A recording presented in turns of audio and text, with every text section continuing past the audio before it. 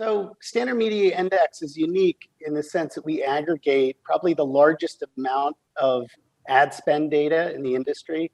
We currently have about $90 billion of media spend across all channels. And our focus is really to provide ad intelligence to both the buy and the sell side on spend, in particular trends, especially coming out of 2020, where there was a tremendous amount of shifting of dollars. A lot of clients are interested in understanding how those shifts are impacting their business, what areas are growing, whether it's from a ad category level or whether it relates to media channels. Obviously, the ad market was a tough year for the ad market, but when you really drill down, you can see that really pockets of growth, digital in general, but then in particular, digital video.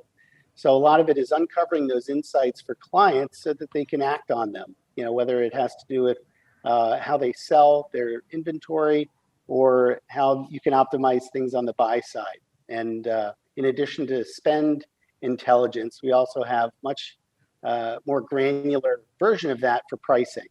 So we spend a lot of time on that as well. So how do you help people understand the relationship between pricing and outcome? It's a great question. I mean, the first and most important is to provide accurate spending data. Unlike other options in the marketplace that are modeled or take averages, ours is actually accurate down at the placement level, which is really important when you're looking at things like doing a share of spend analysis, or in the case of attribution, if you want to be able to benchmark a particular client's attribution results with that of a competitor, being able to pull in competitive spend data that's accurate is really important, because obviously it factors into ROI. And if the competitive spend is overstated, it can make competitive attribution look worse than it is. And if it's understated, it can make it look better. So we find, especially now that pricing data is being applied in a much more granular way towards things like attribution, accuracy is essential. And that's really kind of the cornerstone to the data set that we sit on. So tell us about maximizing ROI around inventory management. Who needs to manage inventory? What are the challenges and how do you help? So the challenges are many. I think a lot, especially with our network clients, that have been really aggressive in pushing out OTT services. Now they have inventory across all platforms, and each platform is somewhat unique in terms of how it's priced and how it's bought and sold. So with OTT in particular, should pricing mirror conventional linear, or should it be more geared around digital pricing? I think that's one of the things that's happening in the marketplace today is, a different view on OTT inventory and how it should be priced. In some cases, you could argue that it should be priced higher than linear because of the targetability and the measurability of it.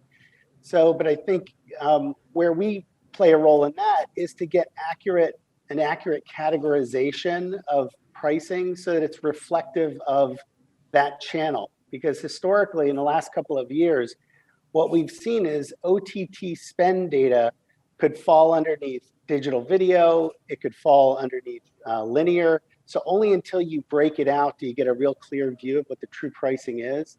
So in the last few months, we've spent a lot of time rolling out a new categorization of OTT that would allow us to be able to pull the spend data and allocate it accurately against over the top, so it's not blended in with digital video.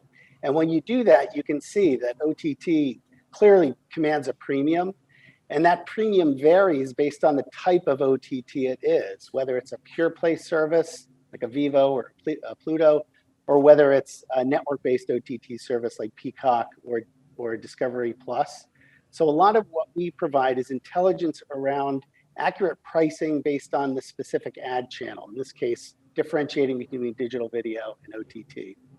Now, you've been looking at that. You've been doing some surveys, some research. What have you been finding around OTT? Yeah, so most of the work that we do is literally taking the census data that we have. So we don't, have qualitative research to understand pricing. We're literally inspecting, the equivalent of $90 billion worth of, advertising point of sale data. So it's literally $90 billion of billing data.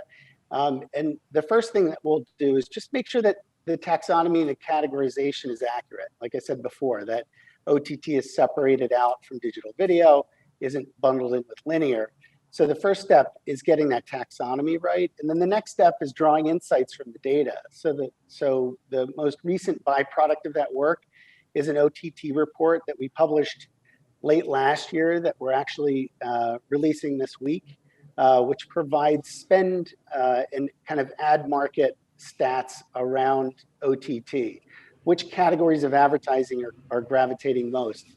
How does the spend vary? Who are the top publishers? And what is the spend trend coming out of last year going into this year, which is really important just because we saw, digital video and OTT in particular growing at a pretty significant rate while every other channel was either flat to down.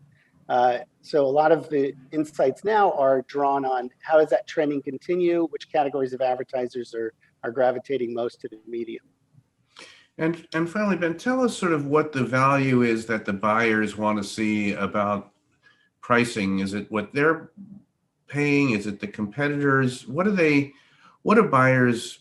I mean, I'm sure they have a lot of use cases for the data, but what are some key expectations and uses of the data by the buy side? I think, you hit on most of the use cases. It's really around benchmarking.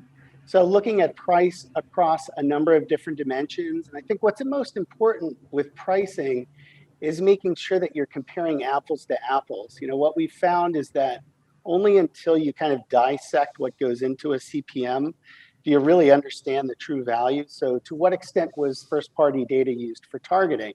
Was it behavioral targeting versus audience-based targeting? Was the ad unit, is it mirrored in terms of the format of that unit? Because all of this data is contained in the billing information that we receive, we're able to itemize that out. So the use case is benchmarking, price benchmarking. How are my rates relative to our agency pool, broadly, or how do my rates compare on a publisher to publisher level? But the most important thing is comparing and benchmarking based on a true apples to apples. And that's where a lot of the granularity in our data can be helpful. Because we can get a true match and allow clients to do an apples to apples comparison to see where the yield opportunity is. Ben, so tell us about sort of the imperative for competitive analysis, particularly in this fragmented world. And let's talk about the needs of the publishers, of the networks, to understand what the heck is going on. Yeah, it's a great question. These days, the networks, not only face competition amongst themselves, but, as consumption behavior has changed and audiences are gravitating to new digital properties, there's a whole lineup of new digital competitors that are kind of in the premium video / OTT space. So, and that's one of the areas that we can really help arm them with like real deep insight into the types of advertisers that are gravitating to those platforms and how their market share is evolving and changing and what the opportunities are for them as they launch new OTT services. We spent a lot of time with that today, and I think that's an area that's going to continue to grow in interest, as more and more services hit the marketplace.